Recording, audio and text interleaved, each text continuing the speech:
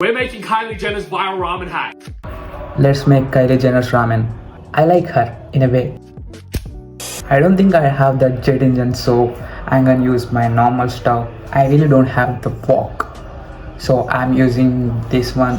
It looks like a wok, but it don't have this handle.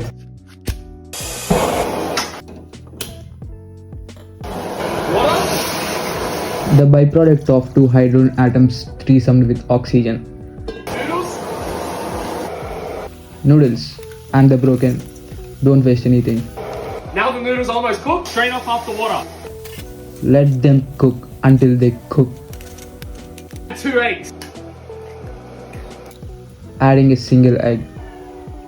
Give it a mix. Giving some G-force to make them experience what I experience in this fucking thing.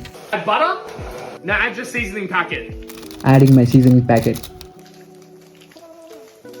Finish it off with a bit of garlic powder. The hydrated garlic for fresh experience. Kylie Jenner's nudes. Did I miss something? You fucked up. Or this is how Kylie Jenner's nude look like? I know, definitely not like Sydney Sweeney's. It tastes just fine, not that good. I think it's because of my execution.